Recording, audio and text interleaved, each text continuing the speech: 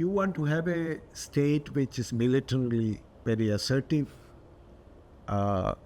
extreme, ideologically far right, masculine kind of state. So you have the antithesis of a supple India in real political terms.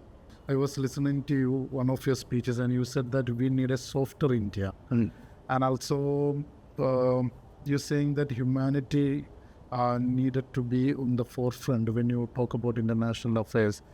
For that, you brought in some examples from your experience in Egypt. In a world, as you mentioned, there like majoritarianism and the governments of majoritarian leaders coming into power.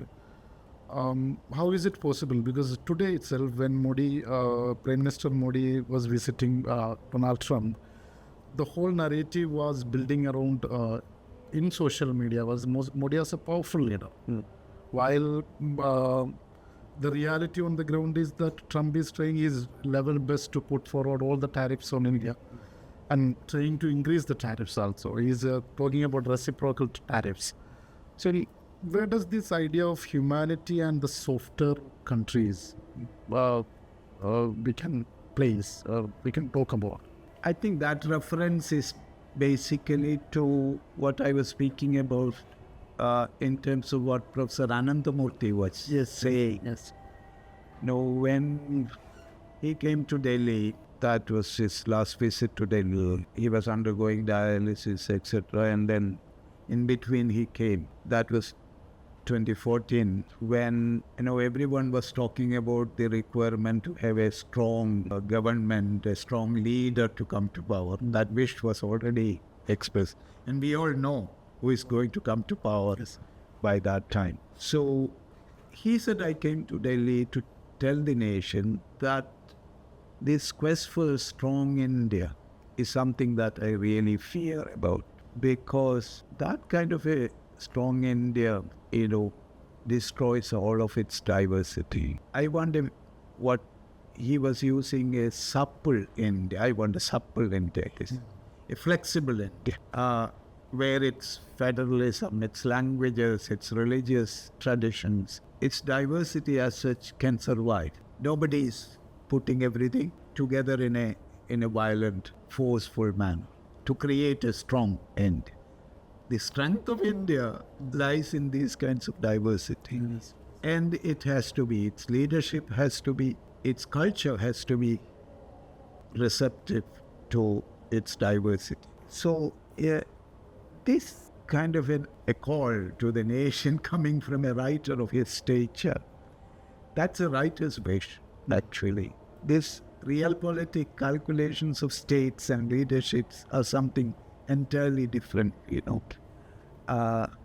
So what happens is that, instead of our political leaders expressing India's own great strength as its diversity and its variety of religions, languages and cultures, various ways of living, and so on, instead of projecting that as what India really is, you want to have a state which is militarily very assertive,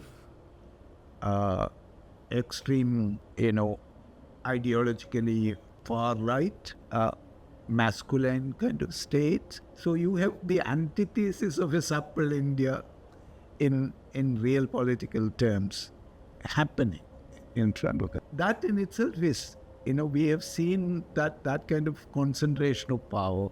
This wish for a strong leader, many people you may, you have heard it from the streets, isn't it? We want a military rule. So that, to what extent democratic ideas and principles have influenced our own political ideas as such. This strong state, you remember when the NDA, led by BJP, when it was campaigning in 2014 election, its major plank was, its slogan was minimum government, maximum governance. I think you remember. Yes, yeah. Where does that come from? That comes from the typical neoliberal slogan of minimum government, but maximum government. I've been talking about this for long, much before this government coming to power, etc. On neoliberalism as such. Neoliberalism assumes a minimum government with respect to markets, isn't it?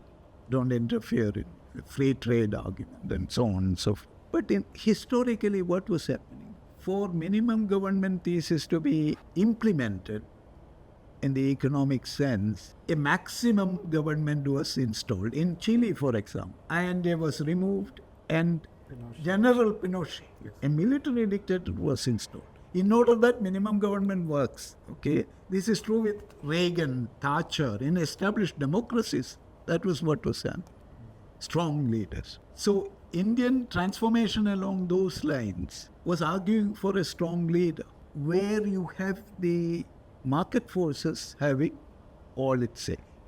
We called it crony capitalism, and the Ambanis and the Adanis and so on and so forth. So my idea is that this minimum government thesis has the unsaid aspect of it. That is a maximum government, a militaristic, strong, repressive government as far right, culturally uniforming, the kind of, one-dimensional culture and things of that